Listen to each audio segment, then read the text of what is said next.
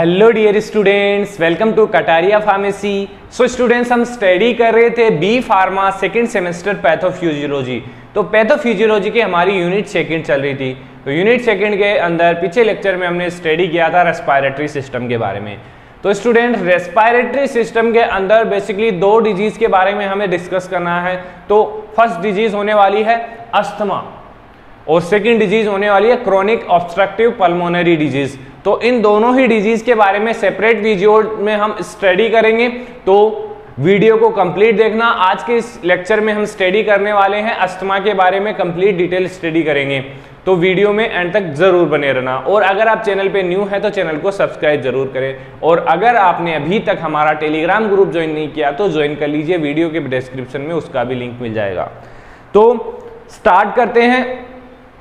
सबसे पहले जान लेते हैं अस्थमा क्या होता है। अब देखिए, आप इस लेवल पे आ चुके हैं, बी फार्मा सेकंड सेमेस्टर में आ चुके हैं, तो आशा करता हूं कि आप सभी को अस्थमा के बारे में पता होगा, थोड़ा बहुत तो पता होगा कि अस्थमा होता क्या है, क्यों होता है, कैसे होता है, ये सब कुछ आपको पता होगा। लेकिन फिर भी हमारा फर्ज है कि जो सिलेबस में दे रखा है हम आपको रिवाइज करवाएं। तो अस्थमा एक चेस्ट की बीमारी है। इसमें क्या होता है, सांस लेने में तकलीफ होगी क्योंकि जो एयर पाइप है वो स्पाज्म हो जाएगी, सिकुड़ जाती है, कॉन्स्ट्रिक्ट हो जाती है। अब अस्थमा क्यों कोज होता है, इसका ये कोई जेनेटिक भी हो सकता है। मतलब कि अगर आपकी फैमिली में आपके दादा दादी को किसी को है तो आपके फैमिली में जो आगे मेंबर्स आएंगे, आपके पापा, अगर उनके अंदर भी ये देखने को मिलेगा, क्योंकि जेनेटिक धीरे धीरे ये फैलता है। मतलब थोड़े अंश हमारे अंदर होते हैं। अगर पीछे आपके दादा दादी को है तो आपको होने के चांसेस बन जाते हैं इस चीज़ के।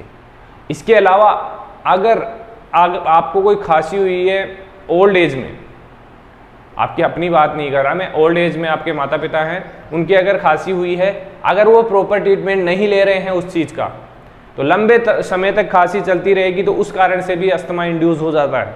तो ये भी एक बहुत ही बड़ा फैक्टर है। तो पता चल गया कि अस्थमा बेसिकली एक एयरवेज की, जो हमारे लंग्स की डिजीज़ है, जिसमें आपको सांस लेने में तकलीफ होती है। इसमें देखिए डेफिनेशन क्या है, a chronic inflammation disease of the airway. Chronic inflammation disease है एयरवे की, क्योंकि एयरवे के अंदर इन्फ्लामेशन आने वाला है। Characterized by variable and recurring symptoms, reversible air flow, obstruction and bronchospasm. Obstruction का मतलब कि बाधा आती है किसमें, एयरवेज में, एयर का ट्रांसफर नहीं हो पाता। और ब्रोंकोस्पाज्म का मतलब जो ब्रोंक्यूल्स होते हैं स्पाज्म हो जाते हैं, सिकुड़ जाते हैं, जिससे प्रॉपर अपन ब्रीदिंग नहीं कर सकते हैं। कुछ सिम्टम्स दे रखे हैं जो बेसिकली शो होते हैं अस्थमा पेशेंट के अंदर। वीजिंग। वीजिंग का मतलब है जैसे नींद लेते टाइम क्या होता है, वो साउंड आता है, और अपन नॉर्मल सांस लेंगे तो भी एक हल्का सा साउंड आएगा विसल के जैसे। अब नॉर्मल कंडीशन में अपने नहीं आ रहा, लेकिन अस्थमा पेशेंट को ये आएगा तो वो साउंड होता है, उसको बोलते हैं हम वीजिंग। वो सिम्टम्स होता है किसका, अस्थमा का। चेस्ट टाइटनेस, चेस्ट आपको टाइट टाइट फील होगा जब भी सांस लेंगे। शॉर्टनेस ऑफ ब्रेथ, सांस लेने में दिक्कत आएगी, कभी कभी सांस आएगा भी नहीं। तो ये मतलब कि एक नॉर्मल बीमारी है, नॉर्मल डिजीज अस्थमा, लेकिन कभी कभी ये डेंजरस भी हो जाता है जब इन्फेक्शन ज़्यादा बढ़ जाता है। कफिंग स्पेशली एट नाइट और अर्ली मॉर्निंग, ज़्यादातर कफ होता है इसके अंदर नाइट के अंदर और अर्ली मॉर्निंग के अंदर। बात करते हैं कुछ ट्रिगर फैक्टर जो बेसिकली इंड्यूस करते हैं अस्थमा को, ऐसे फैक्टर्स के बारे में बात करेंगे। फर्स्ट है एलर्जेंस। एलर्जेंस के कारण, जैसे आपको स्नीजिंग वगैरह, कोल्ड वगैरह हो जाता है, वैसे ही अस्थमा भी आपको एलर्जन के कारण कोज हो सकता है, जैसे कि पोलन, डस्ट माइट्स, पेट डेंडर्स, रेस्पिरेटरी इन्फेक्शन, फिजिकल एक्टिविटी जैसे एक्सरसाइज इंड्यूस अस्थमा। किसी किसी को क्या होता है कि एक्सरसाइज करने से भी ऐसी प्रॉब्लम हो जाती है। कोल्ड एयर, किसी को कोल्ड से होता है। तो सबका ट्रिगरिंग जो फैक्टर होता है ना अस्थमा पेशेंट का, वो सभी का अलग अलग होता है। किसी को किस चीज़ से एलर्जी होती है, किसी को किस चीज़ से एलर्जी होती है। एयर पोल्यूटेंट, एयर पोल्यूशन की वजह से भी, एंड इरिटेंट जैसे कि स्मोक है, स्ट्रॉन्ग ऑर्डर्स हैं, स्ट्रेस एंड स्ट्रॉन्ग इमोशंस। तो डिफरेंट ट्रिगरिंग फैक्टर है अस्थमा के। सभी पेशेंट्स के अंदर लगभग अलग अलग ट्रिगरिंग फैक्टर देखे जाते हैं।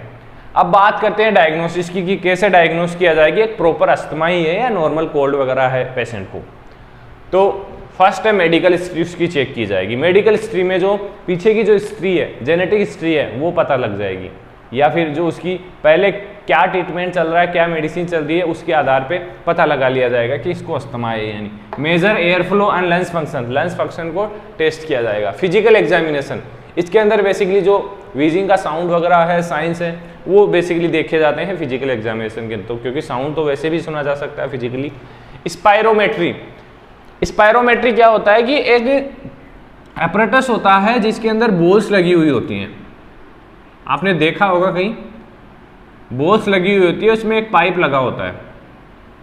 इस पाइप से क्या होता है कि फूंक देना होता है, जिससे क्या है कि इससे अगर ये रिंग्स यहाँ तक नहीं पहुँच पाती है तो समझ लीजिए आपको अस्थमेटिक प्रॉब्लम है। तो ये होता है measure the air flow and lungs function, इसके द्वारा चेक किया जाता है स्पायरोमीटर के द्वारा। पीक फ्लोमीटर, पीक फ्लोमीटर क्या मेजर करता है, measure the peak expiratory flow rate. Peak expiratory flow rate basically इसके अंदर चेक की जाएगी। एलर्जन टेस्टिंग, एलर्जी टेस्टिंग भी की जाएगी। Identify specific allergen triggering asthma, ऐसा कौन सा ट्रिगरिंग फैक्टर है जो बेसिकली अस्थमा इंड्यूस कर रहा है, उसको भी आइडेंटिफाई कर सकते हैं। बात करते हैं मैनेजमेंट की, तो मैनेजमेंट में सबसे पहला आ गया अवॉइडिंग ट्रिगरिंग फैक्टर, जिसके कारण आपको एलर्जी है, आप उस चीज़ से दूर रहिए तो आपको ये डिजीज नहीं होगी। तो avoid triggering factor. Identify and avoiding asthma trigger first हो गया। सेकंड आ गया मेडिकेशन, तो आपको लेनी है। रिलीवर्स, ब्रोंकोडायलेटर, जो रिलीव देगी अस्थमा से, ब्रोंकस को डायलेट करेगी। शॉर्ट एक्टिंग बीटा एगोनिस्ट जैसे कि albuterol for immediate relief of symptoms. अगर ज़्यादा प्रॉब्लम हो रही है, क्रोनिक प्रॉब्लम हो रही है, तो एल्बुटेरोल का यूज कर सकते हैं।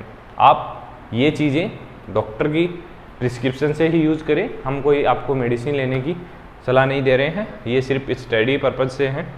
कंट्रोलर, एंटी इन्फ्लामेटरी ड्रग, जो इन्फ्लामेशन हुआ है अस्थमा के थ्रू उसको कंट्रोल करने के लिए बेसिकली इनहेल किया जाता है। इनहेलर्स यूज किए जाते हैं, जैसे फ्लूटिकासोन जो इनहेलर है बेसिकली यूज किया जाता है। Inhale corticosteroid to reduce inflammation. Last है कॉम्बिनेशन इनहेलर्स, इसके अलावा कॉम्बिनेशन इनहेलर्स भी आते हैं जो लॉन्ग एक्टिंग ब्रोंकोडायलेटर होते हैं, कॉर्टिकोस्टेरॉइड्स होते हैं। काफ़ी इनहेलर्स आते हैं मार्केट के अंदर जो अस्थमा में यूज किए जाते हैं इन्फ्लामेशन को कम करने के लिए।